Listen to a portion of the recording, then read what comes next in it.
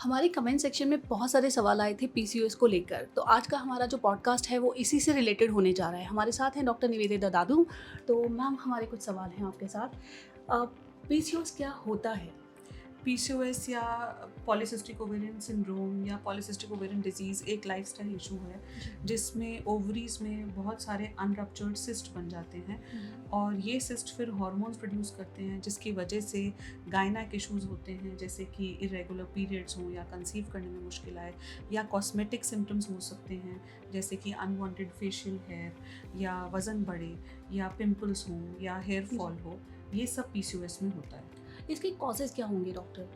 हाँ, पीसीओएस के बहुत सारे कॉजेज़ हैं। इसमें स्ट्रेस एक कॉमन कॉज है, सेडेंट्री लाइफस्टाइल है।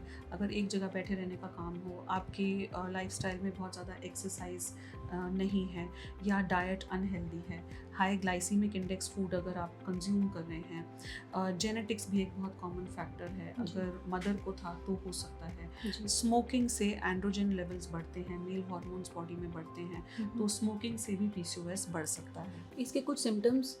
हाँ, सिम्टम्स में गायनेक सिम्टम्स हैं और कॉस्मेटिक सिम्टम्स हैं। गायनेक सिम्टम्स में अगर बात करें तो less than 9 periods in a year is indicative of PCOS. उसके अलावा पीरियड्स स्कैंटी हो, पीरियड्स लेंदी हो, स्पॉटिंग हो या कंसीव करने में मुश्किल आए, तो ये सब गायनेक सिम्टम्स हैं पीसीओएस के। और अगर कॉस्मेटिक सिम्टम्स की बात करें तो एक्ने, जो एक सर्टन एज के बाद है, नॉर्मल टीनेज एक्ने होता है जो 14-15 की एज में शुरू होगा और 23-24 की एज तक ख़त्म हो जाएगा। 25 साल की उम्र के बाद अगर एक्ने हो रहा है, ज़्यादा जॉ लाइन पे हो रहा है, lower half of the face, nodular acne है, पेनफुल एक्ने है, आसानी से पिंपल की क्रीम से नहीं ठीक हो रहा है, तो काफ़ी चांसेस हैं कि ये पीसीओडी एक्ने है। उसके अलावा हेयर फॉल में नॉर्मल न्यूट्रिशनल हेयर फॉल होता है, लेकिन उसके अलावा कुछ हेयर फॉल ऐसा है जिसमें हेयर थिनिंग हो रही है, बाल धीरे धीरे हल्के हो रहे हैं, पार्टिंग वाइड होती जा रही है, पोनीटेल पतली हो रही है, आपको लग रहा है कि बाल उतने झड़ नहीं रहे हैं, लेकिन बाल उतने बचे ही नहीं हैं जितने 6-8 साल पहले थे, बालों का बाउंस आगे से कम हो रहा है, बाल फ्लैट हो रहे हैं, लिम्प हो रहे हैं, बाल बेजान हो रहे हैं, कमज़ोर हो रहे हैं, ब्रिटल हो रहे हैं, बालों की क्वालिटी डिटीरियोरेट हो रही है, तो ये सारा हार्मोनल हेयर थिनिंग है, पीसीओएस हेयर थिनिंग है। अगर फेशियल हेयर है या ऐसी जगहों पे फीमेल्स को बाल हैं जहाँ यूजुअली मेल्स को हेयर होते हैं, जैसे कि चेस्ट पे, बैक पे, तो काफ़ी चांसेस हैं कि हार्मोनल इश्यूज़ हैं, हार्मोनल इम्बैलेंसेस हैं आपको, या फिर एकेंथोसिस नाइग्रिकेंस, ये एक परेशानी है जो इंसुलिन रेजिस्टेंस से होती है, जिसमें इंसुलिन लेवल बढ़ जाने की वजह से पिगमेंटेशन हो फेस पे, नेक पे, अंडर आर्म्स पे या थाइज़ में, तो ये भी एक पीसीओएस का सिम्टम हो सकता है। वज़न आसानी से बढ़ रहा है या वज़न कम करने में मुश्किल आ रही है, तो ये भी पीसीओएस हो सकता है। डॉक्टर, आपने अभी एक नाम लिया, इंसुलिन रेजिस्टेंस, राइट? तो ये क्या होता है, इसके बारे में थोड़ा तो सा बताएं। इंसुलिन रेजिस्टेंस एक ऐसी परेशानी है जिसमें इंसुलिन हार्मोन, जो कि हार्मोन है जो ग्लूकोज को यूटिलाइज करता है बॉडी में और जिससे शुगर लेवल्स मेंटेन रहती हैं, जब इंसुलिन ग्लूकोज को यूटिलाइज नहीं कर पाएगा तो ऐसे में शुगर लेवल्स बढ़ेंगी बॉडी में, और क्योंकि इंसुलिन ग्लूकोज को यूटिलाइज नहीं कर पा रहा तो बॉडी इंसुलिन भी और ज़्यादा प्रोड्यूस करेगी ताकि वो शुगर यूटिलाइज हो, तो ऐसे में इंसुलिन लेवल्स भी बॉडी में बढ़ती हैं और शुगर लेवल्स भी बॉडी में बढ़ती हैं। इसे हम इंसुलिन रेजिस्टेंस कहते हैं और इससे काफ़ी परेशानियां आती हैं। वज़न बढ़ सकता है, पिगमेंटेशन हो सकती है, डायबिटीज़ हो सकती है, और जितनी भी प्री डायबिटिक बीमारियां हैं वो सारी इंसुलिन रेजिस्टेंस की वजह से होती हैं। डॉक्टर, क्या ये खुद से डायग्नोस किया जा सकता है कि हमें पीसीओडी है, या हमें स्पेसिफिकली कुछ रिपोर्ट्स के लिए जाना पड़ेगा या किसी डॉक्टर को दिखाना होगा? हाँ, ये खुद से डायग्नोज तो नहीं हो सकता, लेकिन अगर इनमें से कोई भी सिम्टम है, जैसे कि अब ये आपको अवेयरनेस हो गई, एक बार आपने ये सब सुन लिया, तो अगर कोई भी सिम्टम आपको है तो आप अपने डॉक्टर के पास जाएंगे। अगर आपको गायनेक सिम्टम्स हैं तो गायनेकोलॉजिस्ट के पास जाएंगे। अगर आपको कॉस्मेटिक सिम्टम्स हैं तो आप अपने डर्मेटोलॉजिस्ट के पास जाएंगे, और फिर आपके डॉक्टर कुछ इन्वेस्टिगेशंस कराएंगे, जिसमें कि ब्लड इन्वेस्टिगेशंस होंगी, हार्मोनल ब्लड टेस्ट होंगे और अल्ट्रासाउंड होगा, जिसके बेसिस पे ये डायग्नोसिस बनेगी लेकिन अधिकतर पेशेंट्स में हमें लैब इन्वेस्टिगेशंस की ज़रूरत नहीं पड़ती, क्योंकि क्लिनिकल डायग्नोसिस ही से काफ़ी क्लियर हो जाता है। और उसके बाद आप डाइट और लाइफस्टाइल मॉडिफिकेशन से इसे ठीक कर सकते हैं। और ऐसे में एक रॉटरडैम क्राइटेरिया भी होता है जिससे ये डायग्नोसिस बनती है। तो रॉटरडैम क्राइटेरिया में ऐसा है कि अगर अल्ट्रासाउंड में पीसीओडी है तो ये एक फर्स्ट क्राइटेरिया है। जी। सेकंड क्राइटेरिया है कि पीरियड्स इरेगुलर हो, स्कैंटी हो। और थर्ड क्राइटेरिया है कि आपके हॉर्मोन्स के ब्लड टेस्ट में कुछ प्रॉब्लम आए, या फिर आपके क्लिनिकल साइंस और सिम्टम्स हो पीसीओडी के। इन तीनों में से कोई भी 2 क्राइटेरिया अगर फुलफिल हो रहे हैं जी। तो आपको पीसीओडी है।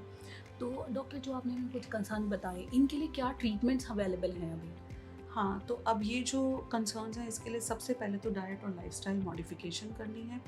अगर हम डाइट की बात करें तो जितना हो सके high glycaemic index food consume नहीं करना, बर्गर, पिज़्ज़ा, पास्ता ये सब कंज्यूम नहीं करना है। जी। और जितना हो सके इसके बारे में तो सबको पता है, सैचुरेटेड फैट कंज्यूम नहीं करना। बिल्कुल। लेकिन काफ़ी लोग ये नहीं जानते कि डेयरी प्रोडक्ट से भी पीसीओएस बढ़ सकता है। ओके। तो डेयरी प्रोडक्ट्स का मतलब है काऊ मिल्क और बफलो मिल्क से बनी चीज़ें। काऊ मिल्क और बफलो मिल्क में बहुत हार्मोन्स होते हैं, इनमें इंसुलिन लाइक ग्रोथ फैक्टर होता है, जिसकी वजह से हार्मोनल चेंजेस बॉडी में होते हैं। तो जितना हो सके इसकी कंजम्पशन भी कम करनी है। और पनीर, घी, चीज़, वे प्रोटीन ये सब कंज्यूम कम करना है। जितना हो सके आप प्लांट मिल्क पे शिफ्ट करें, जिसका मतलब है soya milk, almond milk, coconut milk, oat milk, ये आप कंज्यूम कर सकते हैं। पनीर की जगह टोफू यूज़ करें। वे प्रोटीन की जगह प्लांट प्रोटीन करें। जी। चिकन, फिश, एग आप कंज्यूम कर सकते हैं, यानी वाइट मीट अच्छा है, लेकिन रेड मीट आप कंज्यूम नहीं करें, क्योंकि उसमें वो बॉडी में इन्फ्लेमेशन बढ़ाता है। एंटी इन्फ्लेमेटरी और भी बहुत सारे फूड आइटम्स हैं, जैसे कि स्ट्रॉबेरीज़, ब्लूबेरीज़, जो एंटीऑक्सीडेंट प्रॉपर्टीज़ होती हैं जिनमें, या फिर ऐसे फूड आइटम्स जैसे वॉलनट, आमंड्स, ये सब आप कंज्यूम करें। ये ओमेगा 3 लेवल्स बढ़ाएंगे बॉडी में। विटामिन डी सप्लीमेंटेशन से भी पीसीओएस ठीक होता है। स्मोकिंग से पीसीओएस बढ़ता है, तो स्मोकिंग को कम करना अवॉइड है। करना है। हाँ, जी। जितना हो सके ये डाइट आप फॉलो करेंगे तो आप बहुत ज़्यादा चेंजेस देखेंगे। उसके अलावा आप एक्सरसाइज को इनकॉर्पोरेट करें अपने रूटीन में। तो अगर इंसुलिन लेवल्स हाई हैं तो आपके लिए कार्डियो एक्टिविटी इम्पॉर्टेंट है। अगर इंसुलिन हाई नहीं है तो आपके लिए पीसीओएस योगा है। पीसीओएस योगा में ऐसे कुछ पोस्चर्स हैं जो करने से आपका बेली फैट, विसरल फैट ठीक होगा, और जो आपके ओवरीज और यूट्रस के अराउंड फैट है वो कम होगा, तो उससे भी पीसीओएस ठीक होगा। इसके अलावा कुछ ऐसी एक्सरसाइजेस जैसे स्ट्रेंथ ट्रेनिंग एक्सरसाइजेस, और आजकल बहुत अच्छी मशीन्स अवेलेबल हैं जो एब्डोमिनल क्रंचेस का इफ़ेक्ट देती हैं, जिससे कि आपका विसरल फैट ठीक होगा। और ये मशीन्स डर्मेटोलॉजी क्लिनिक्स में अवेलेबल हैं, क्योंकि खुद से अगर आप 30 या 40 क्रंचेस कर पा रहे हैं तो इन मशीन्स की मदद से आप 25,000 तक क्रंचेस कर सकते हैं आधे घंटे में, और उससे हर तरह का एब्डोमिनल फैट पे वो काम करेंगी। और ये इलेक्ट्रोमैग्नेटिक स्टिमुलेशन पे काम करती हैं इस प्रिंसिपल पे, और ये मशीन्स का भी आप फ़ायदा उठा सकते हैं। अब इसके अलावा मायोनिसिटॉल एक बहुत अच्छा सप्लीमेंट है, न्यूट्रिशनल सप्लीमेंट। ये कोई हार्मोन नहीं है, और ये न्यूट्रिशनल सप्लीमेंट है जो विटामिन बी को मिमिक करता है। इसके बहुत ज़्यादा बेनिफिट्स मैंने अपने पेशेंट्स में देखे हैं। पिछले इतने सालों से मैं प्रिस्क्राइब कर रही हूँ मायोनिसिटॉल। रिजल्ट्स बहुत अच्छे हैं, प्रूवन रिजल्ट्स हैं, और क्योंकि ये कोई हार्मोन नहीं है, ये बिल्कुल सेफ है। अगर ये सब कुछ करके भी आप अपने पीसीओडी को ठीक नहीं कर पा रहे तो फिर काफ़ी चांसेस हैं कि आपको हार्मोनल मेडिकेशंस की ज़रूरत है, जिसमें कि अगर आपके पीरियड्स इरेगुलर हैं तो आप कॉन्ट्रासेप्टिव पिल्स ले सकते हैं। अगर कॉस्मेटिक सिम्टम्स हैं और ये सब करके भी आपका पीसीओएस ठीक नहीं होगा तो आपके डर्मेटोलॉजिस्ट आपको स्पाइरोनोलैक्टोन जैसी मेडिसिन रिकमेंड करेंगे। अगर इंसुलिन लेवल्स हाई हैं और वो ठीक नहीं हो रहे एक्सरसाइज करके, तो आपके डर्मेटोलॉजिस्ट आपको मेटफॉर्मिन जैसी दवाई प्रिस्क्राइब करेंगे। डॉक्टर, किसी की कंडीशन में क्या ये लाइफ थ्रेटनिंग भी हो सकता है? नहीं, पीसीओएस बिल्कुल भी लाइफ थ्रेटनिंग नहीं है। तो ऐसा है कि अगर कंसीव करने में मुश्किल आ रही है जी या फिर इतने सारे कॉस्मेटिक सिम्टम्स हैं, वेट लूज़ नहीं हो रहा, तो सेल्फ कॉन्फिडेंस की कमी होती है, बिल्कुल। डिप्रेशन और एंजाइटी हो सकती जी है। तो ऐसे में ज़रूर ये हो सकता है कि ये परेशानियां हो जाएं, लेकिन बिल्कुल भी पीसीओएस लाइफ थ्रेटनिंग डिसऑर्डर नहीं है। ये सिर्फ एक लाइफस्टाइल इशू है और आप काफ़ी हद तक अपने लाइफस्टाइल को इम्प्रूव करके पीसीओएस को ठीक कर सकते हैं। डॉक्टर, पीसीओडी को काफ़ी ज़्यादा रिलेट किया जाता है वज़न से, लेकिन मैंने देखा है कि बहुत सारी लड़कियां जिनका वज़न ज़्यादा नहीं है उन लोगों को भी पीसीओडी की प्रॉब्लम है, तो ये कहाँ तक सही है? हाँ, तो ये एक नई एंटिटी है लीन पीसीओएस। लीन पीसीओएस उन फीमेल्स को है जिनका वज़न ज़्यादा नहीं है पर फिर भी उन्हें पीसीओएस जैसे सिम्टम्स हैं। जी ऐसा इसलिए है क्योंकि अगर स्ट्रेस बहुत ज़्यादा है, अगर वज़न ज़्यादा नहीं है लेकिन आपका सेडेंटरी लाइफस्टाइल है, आपकी ईटिंग हैबिट्स हेल्दी नहीं हैं, या जेनेटिकली आपको पेरेंट्स को, मदर को पीसीओएस था, उस वजह से आपको फिर पीसीओएस हो सकता है। तो वज़न ज़्यादा नहीं है फिर भी आपके लाइफस्टाइल की वजह से, आपके जेनेटिक्स की वजह से, स्ट्रेस लेवल की वजह से जब पीसीओएस होता है तो वो लीन पीसीओएस है। पीसीओडी के जो भी पेशेंट्स हैं मैम, उनको पहले जो डायग्नोसिस हैं उसके लिए अपने डर्मेटोलॉजिस्ट को कंसल्ट करना है या सीधे उनको गायनेकोलॉजिस्ट के पास जाना है?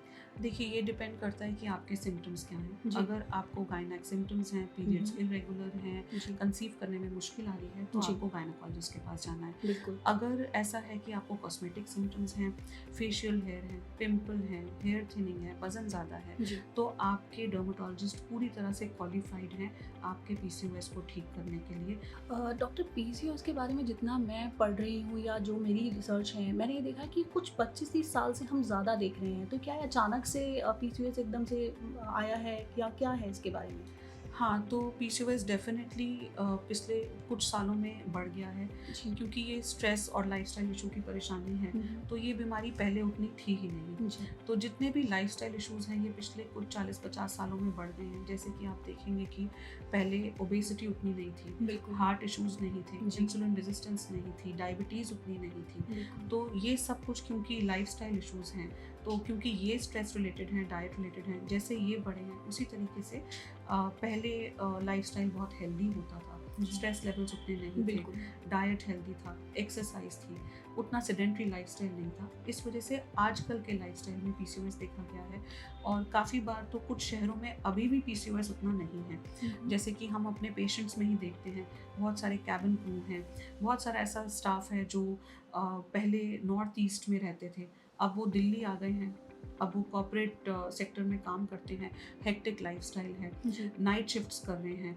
तो इन सब वजह से उनको बिल्कुल पहले पीसीओएस नहीं था लेकिन अब पीसीओएस के सिम्टम्स हैं, वज़न बढ़ रहा है या एक्ने है जो ख़त्म ही नहीं हो रहा है। इसके अलावा पेशेंट्स जो हिल स्टेशंस में रहते हैं, हम देखते हैं उनका लाइफस्टाइल बहुत हेल्दी है, हवा पानी वहाँ का हेल्दी है, स्ट्रेस लेवल्स नहीं है, तो वो भी जब यहाँ आते हैं तो वो भी ये कहते हैं कि पहले तो ये सब कुछ था ही नहीं हमें जी। और अब हमें मेट्रो सिटीज़ में ये सब होने लगा है। डॉक्टर, एक आखिरी सवाल आपसे, क्या पीसीओडी को ख़त्म किया जा सकता है?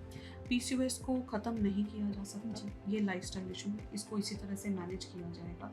काफ़ी बार मैं देखती हूँ कि पेशेंट्स आते हैं जिनको मैंने तब देखा होता है जब वो 26 ईयर्स के होते हैं, अनमैरिड होते हैं, तब हम उनका पीसीओएस ठीक कर देते हैं। उसके बाद वही पेशेंट्स अब आते हैं मेरे पास जब वो 36 ईयर्स के हैं, अब उनके 2 बच्चे हो चुके हैं, लेकिन अब फिर से पीसीओएस वापस आ चुका है। अब अलग स्ट्रेस लेवल्स हैं, अलग वज़न है, अलग लाइफस्टाइल है और उस वजह से, और स्लीपिंग हैबिट्स चेंज हो चुकी हैं, उस वजह से फिर से पीसीओएस हो चुका है। उसी तरह से ये एक लाइफस्टाइल इशू है पीसीओएस, जिसके लिए आपको हमेशा कुछ ना कुछ करते रहना पड़ेगा। Thank you so much for this information doctor.